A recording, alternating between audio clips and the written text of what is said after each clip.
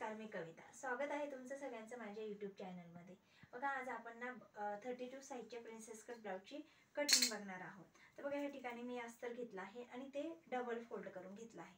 तर सगळ्यात पहिले आपण पाठीमागचा भाग काढून घेऊ. तर बघा, इथं आपण सगळ्यात पहिले उंची घेतली आहे. तर उंची आहे 14. त्याच्यामध्ये आपल्याला 1 इंच प्लस करून उंची ही 15 वर टाकायची आहे. त्यानंतर मी शोल्डर घेणार आहे. शोल्डर माझं आहे 14चं.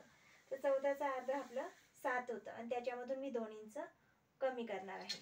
शोल्डर मी इथे 5 वर टाकणार आहे.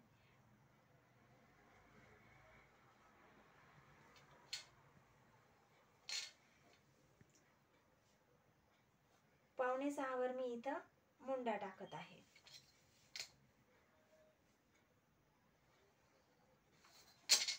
आता हा गळा माझा डीप नेक आहे, 10चा गळा आहे, त्यामुळे मी इथे शोल्डर 5चा टाकलाय.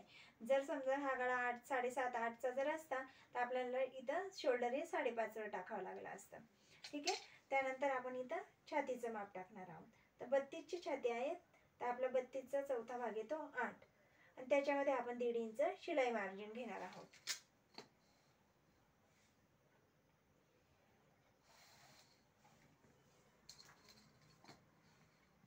आता इथे मी कमरेचं माप नाही टाकणार, मी इथं सरळ रेषा आखून घेणार आहे या दोन्ही पण.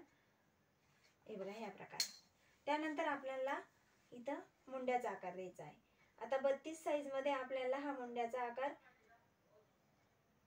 1.25 इंचावर द्यायचा आहे आणि आपला गळा डीप नेक असल्यामुळे आपण हा आकार 1.25 इंचावर देत आहोत. तर बघा, त्यानंतर आपल्याला मुंड्याचा आकार देताना हे बघा, पावणे 6 आहे, त्याचा आपल्याला असं अर्ध करायचं आहे आणि इथून आपल्याला हा मुंड्याचा आकार देऊन घ्यायचा आहे. बघा, ह्या प्रकारे.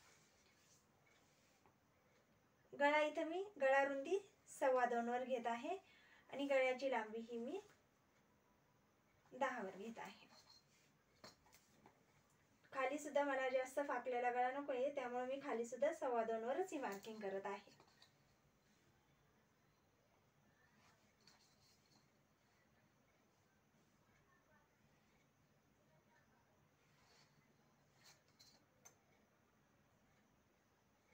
हे बघा, या प्रकारे गळा आपला तयार झालाय.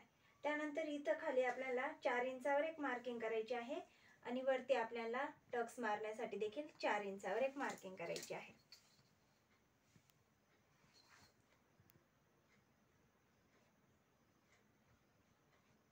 या प्रकारे. त्यानंतर आपल्याला हे बघा, या ठिकाणी अर्धा इंच आपल्याला वरती एक मार्किंग करायची आहे आणि एक तिरपी रेषा आपल्याला आखून घ्यायची आहे. आता आपली ही बॅक साईडची मार्किंग कंप्लीट झाली आहे. आपण आता याची कटिंग करून घेऊया.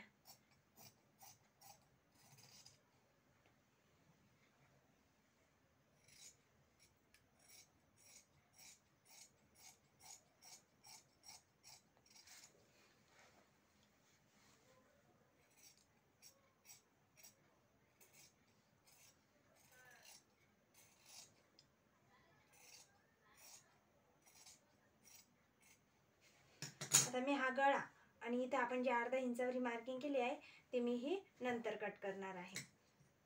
आता आपण खाली सरळ रेषा आखली होती ती पण आपण कापून घेऊया.